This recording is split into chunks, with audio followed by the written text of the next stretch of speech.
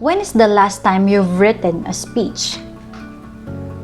How was your experience with regard to planning it to get the best piece of writing?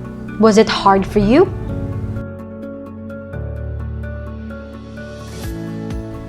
I guess so.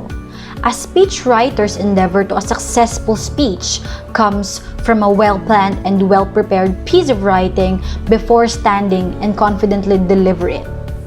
In writing a speech, you have to remember that keeping the attention of your audience is a very important thing to consider. And in order to do so, you must bear in mind some principles before writing or composing one. Once you fulfill these guidelines and observed the principles, a memorable speech will be delivered, which will surely mark your audience. In this learning module, we're going to talk about the principles of speech writing.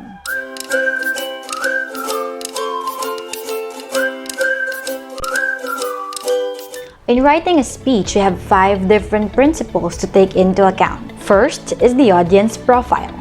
Second, logical organization. Third, duration. Fourth, word choice. And fifth is grammatical correctness. But what are these principles? Let's start on the first one, which is audience profile. In speech writing, it's very important to analyze your audience. But what is audience analysis?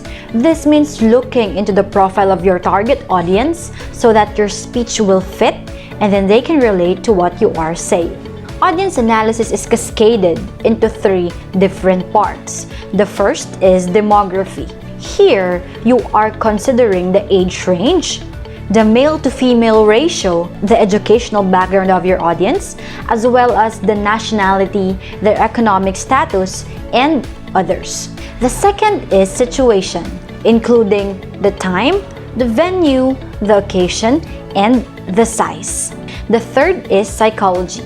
You also have to consider the audience values, beliefs, preferences, attitudes, and even cultural and racial ideologies and beliefs. The second principle is logical organization. Here, you are considering the writing pattern that will aid you in the organization of the ideas during the writing process. What are the examples of logical organization? First is biographical. This presents the description of a life of a person, whether alive or dead, famous or not. One example is describing the life of works of Jose Rizal or even the late President Ramon Magsaysay. The second type of this principle is categorical or topical. This presents related categories supporting a specific topic, meaning how you break a topic into subcategories, discussing a subcategory of a specific topic.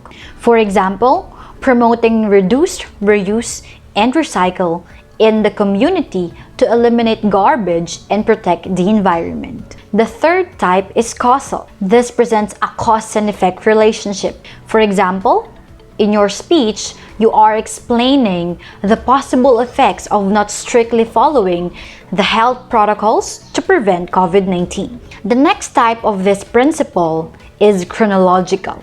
This presents the idea of the speech in order.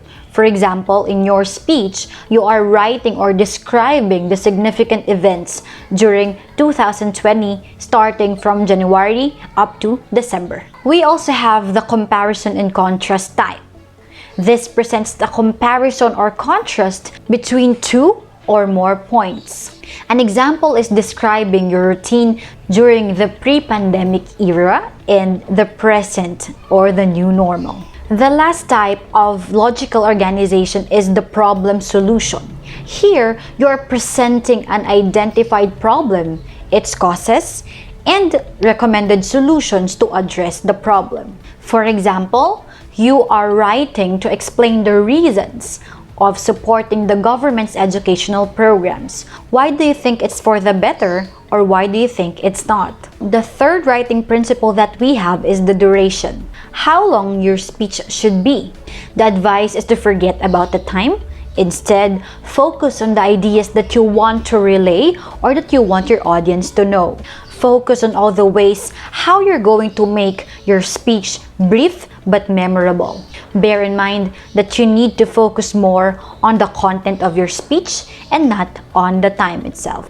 The fourth principle is word choice. In speech writing, it's very important to incorporate the use of rich, colorful, and precise language that communicates not just in a functional way, but in a way that moves and enlightens the readers. For example, in descriptive writing, the use of strong words can help your readers paint images or pictures in their minds. Meanwhile, in informational writing or in informative writing, the use of strong words identifies, explains, and clarifies the ideas.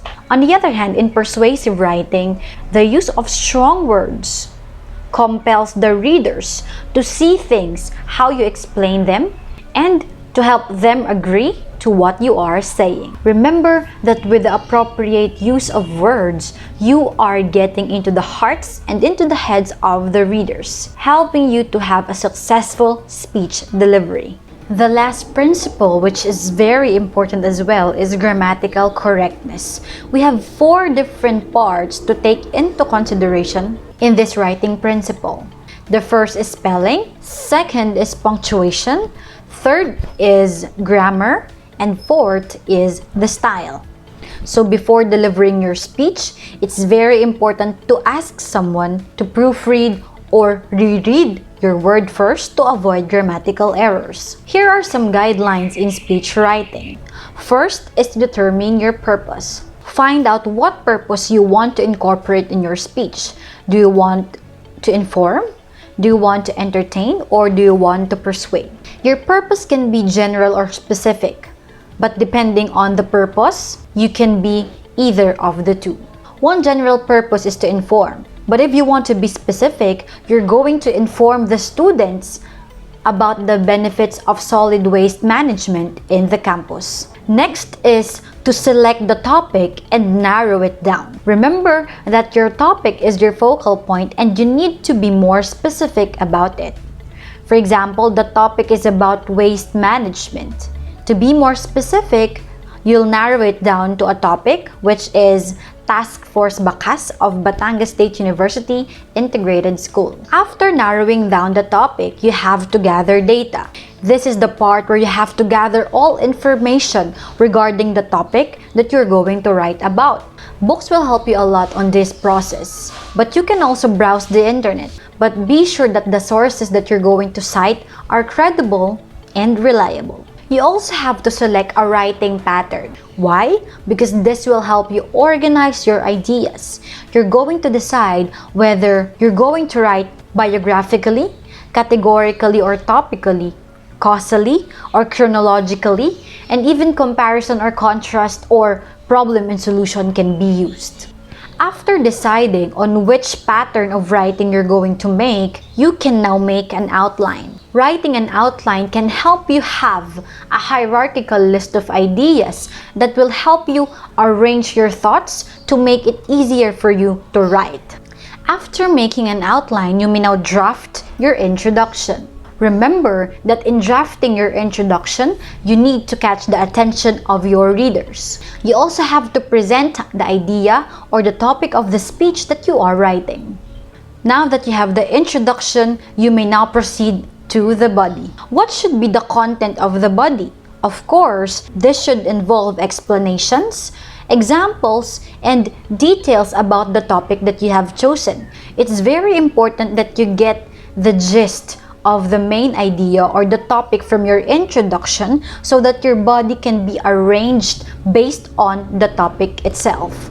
And of course, you should end your speech with a conclusion. Here, you have to restate the main point of your speech. You can summarize, emphasize your point, and call for an action.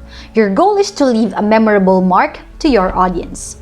And you are now done with writing, but you still have to edit and revise. Here, you are going to reread or proofread the mechanics such as the grammar, the punctuation, the spelling, the organization, and the like. When you edit, Be sure to edit for focus. What's that? You're going to check if the focus is on the topic itself. Next is to edit for clarity. Make sure that your words are appropriate and easy to understand. You will also edit for concision, meaning you have to keep your speech simple or brief. You also have to edit for continuity. You have to see to it that your ideas flow smoothly. Edit for variety also exists. Here, you are looking for the shift in tone or style of your speech. And of course, you have to edit for impact and beauty. Make sure that you leave a mark or you leave the speech memorable for the audience to get into their hearts and to their minds. And of course, you need to practice. When you practice, you may look at the mirror and watch yourself how you deliver your speech. This helps you see yourself and find out how you can improve delivering your speech. As the saying goes, practice makes perfect. Writing a speech is quite a long process. It's not just as easy as how I explain it in this video. But if you go through all these steps, the result is always better. There's no shortcut to successful speech. That's why you have to go through all this process. But once you go through this, I'm sure that you'll have a successful and effective one. That will be all in this video. I hope you learned something in this module. Thank you for watching. See you on the next videos.